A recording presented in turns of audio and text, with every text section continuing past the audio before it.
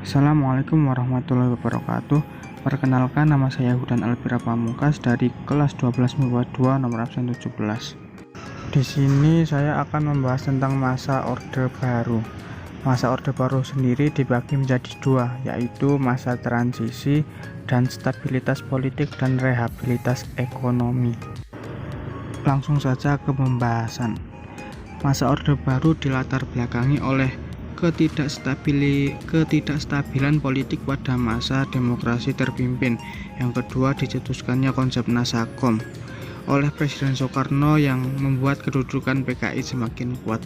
Yang ketiga, adanya konflik antara pemerintah dengan TNI Angkatan Darat yang menentang keberadaan PKI akibat dari peristiwa G30 SPKI. Selain itu, pada saat itu Indonesia mengalami krisis ekonomi dan sosial, di mana keadaan perekonomian Indonesia saat itu mencapai tingkat inflasi hingga 600%, hingga harga barang dan kebutuhan pokok melonjak tinggi sampai tidak mampu dibeli oleh masyarakat. Ironisnya, pemerintah justru menggarap proyek mercusuar dengan membangun bangunan megah seperti Tugu Monas, Stadion Gelora Bung Karno, Gedung Sarinah, Hotel Indonesia, dengan patung selamat datang di Bundaran HI. Nah, akibat dari tadi itu, masyarakat marah sehingga mereka menuntut atau mengajukan Tritura atau Tri Tuntutan Rakyat. Tritura berisi 1. Bubarkan PKI, 2. Bersihkan kabinet dari unsur-unsur G30 SPKI, dan turunkan harga. Tritura sempat ditolak oleh Presiden Soekarno. Hal itu membuat para demonstran semakin menjadi-jadi, dan pada akhirnya Presiden Soekarno mengeluarkan Super Semar, yaitu surat perintah dari Presiden Soekarno kepada Letjen Jenderal Soeharto untuk mengambil tindakan. Setelah Super Semar dikeluarkan, hal pertama yang dilakukan oleh Soeharto adalah membubarkan dan melarang PKI beserta organisasi masanya di seluruh Indonesia terhitung sejak tanggal 12 Maret 1998. Hal yang dilakukan oleh Presiden Soeharto yang kedua adalah mengeluarkan keputusan Presiden nomor 5 tanggal 18 Maret 1966 tentang penahanan 15 orang menteri yang diduga terkait dan menunjukkan etika tidak baik terhadap penyelesaian masalah pemberontakan G30 SPKI. Semenjak itu, pamor Soeharto terus meningkat, dan sebaliknya, pamor Soekarno menurun.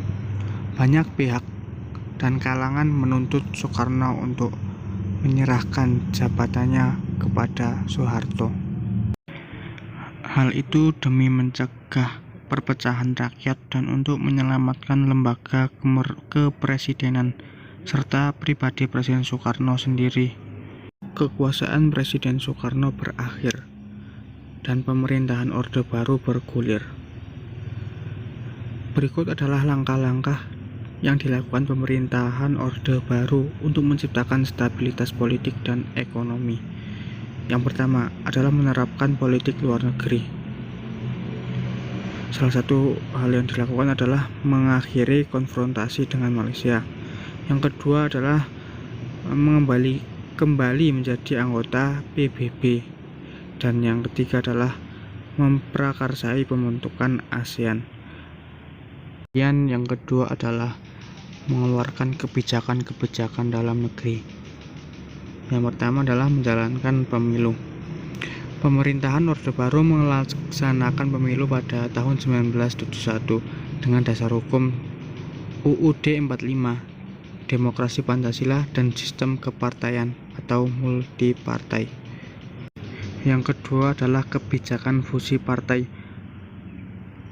yaitu penyederhanaan partai politik sehingga sistem pelaksanaan pemilu yang semula multipartai menjadi duipartai dan satu organisasi masyarakat.